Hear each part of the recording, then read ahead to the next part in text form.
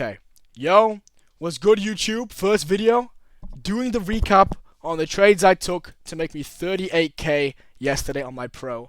I will be withdrawing 70k next week on Tuesday from that account, okay?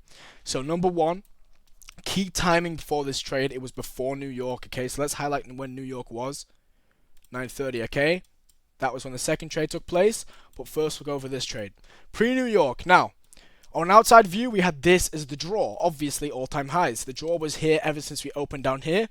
We had the NWOG, we sweep, we pump, we pump, we pump. We don't expect price to rebalance an entire range when we are just hitting all-time highs. Look at another time this happens, okay? All-time high gets made, we open, or this is even past that time, but we sweep everything out and we don't expect a crazy retracement, we just keep pumping up. Every single day for the past days and days and days and days, okay? Really simple. Now, looking here, what do we have? The first trade I take was quite a weird range. Now, this trade was a valid range, but only because inside that range we had a really valid PD array. As you can see, I didn't enter at the 6.2, the 7.05, or the 7.9. Even though the 7.9 got edged, I actually entered here. Now, why did I enter here? Look on the hourly.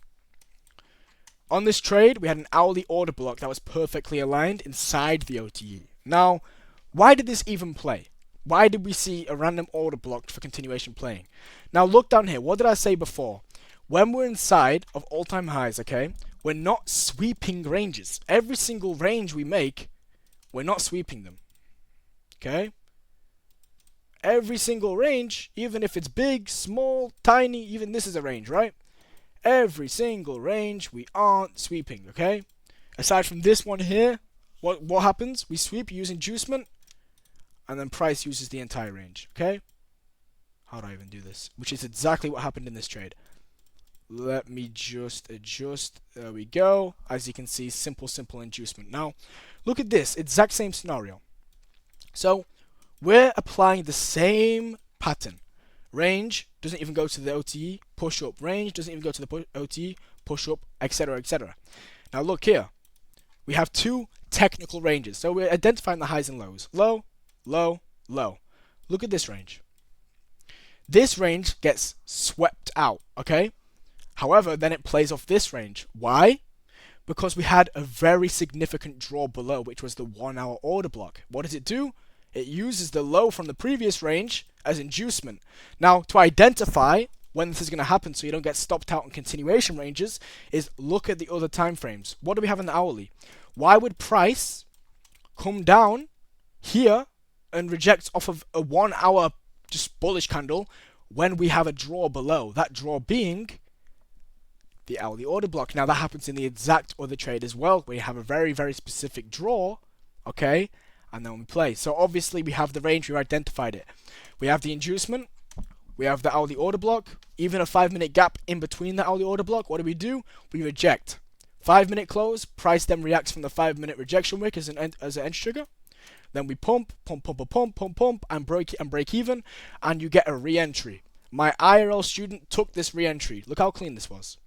My IRL student passed his first funded account the other day, and he took this entry. Let me show you. Let me just make it more clear. Not too much OT levels, right? The 7.9 was aligned perfectly with a 5-minute order block, and I believe also, oh, let me see. It was also a 15-minute WIXE. So this was the most valid level within this range. As you can see, the WIXE had no drawdown. Easy peasy lemon squeezy. Now that's a good other way to identify if we're going to be bullish. As you can see, every single bullish range is playing. Bullish range plays, bullish range plays, bullish range, news, and then look what we do. We do the exact same thing, okay? Look at my second trade. This is my second trade now. This trade was 6k. I did target all-time highs, but we were coming up to news. So after we had this pump, I trailed to this low and got stopped out at a 6k profit, okay? Now look what happens here. Same scenario. Now, which would you class as the valid range? This to here, okay? Or this to here? As a valid range for a whole range. For whole range, this range is more valid, right? Okay? Because this is the range that swept the previous. So this is the range that made the pump. So this is technically the protected low. Real simple. Okay? This is technically the protected low, meaning this is the most, bro, come on now, let me tag. This is the most highest confluence range. Now, would you be wrong for taking a trade off this range? No, but check the timings, okay? We're coming up to New York. Now, if you guys know anything about New York, when we're going into New York, before we have a distribution, we'd like to see something swept out first. So we end up using this low right here, just like this low right here. We end up using this low as inducement. So why was my trade here? Why was my trade here? You guys are going to be like, because I talked about this in the free live, right? So why did I enter here and not the 7-9, right? Because the 7-9 played perfectly, right? But why would I enter there?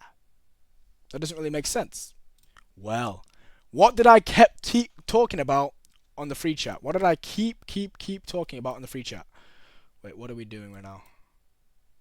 Why? There we go. What did I keep talking? Bro, get off, man. What is this? On the free chat, on the free call, when I was actually live trading with you guys, I kept talking about this. Can you spot it? Right here, what do we have? This is an hourly, this is a wickless candle, okay? Look at the timings. 7 o'clock, meaning this wasn't just a normal wickless candle. Now, we'll go through wickless candles right now, okay? Wickless candles, okay, are extreme draws for price, especially higher time frame wickless candles.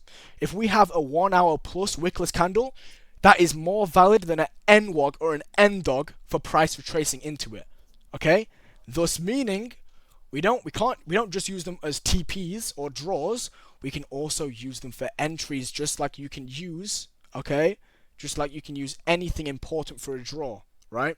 So even equal highs getting swept can be a total super price dumping.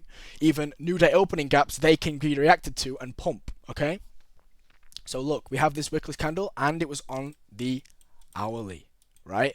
And I kept talking about this when I was in the first trade. I kept saying, I'm scared about this hourly devil's mark. I'm scared about this hourly devil's mark. I said, if we come up before we go higher, we need to touch the hourly devil's mark. Well, to my surprise and to my luck, the range that gets made, the hourly devil's mark is perfectly aligned inside the OTE. Okay? So that was how beautiful this trade was. Of course, I was bullish. It was a Friday. Okay? Fridays usually end the week with a fat reversal or a good continuation from Monday to open high or low. It was a Friday. I took my chances. We already swept these highs. News manipulated down. Or manipulated up first, but then after news manipulated down, we swept the news low. Okay, at 8:30, we swept the news low. Price also swept the inducement. And we tapped into the devil's mark. Okay? Then we mitigated. We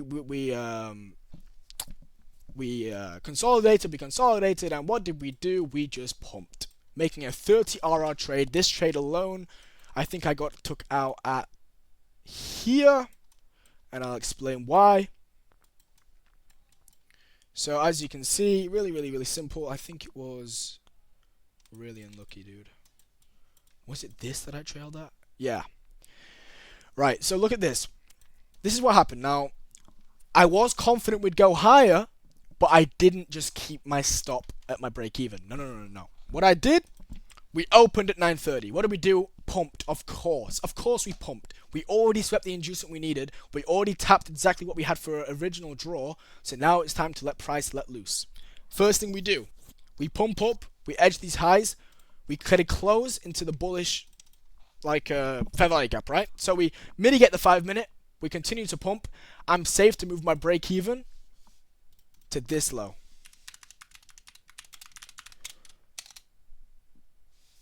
Yeah, I'll do that. Okay, so my break even goes here after this close.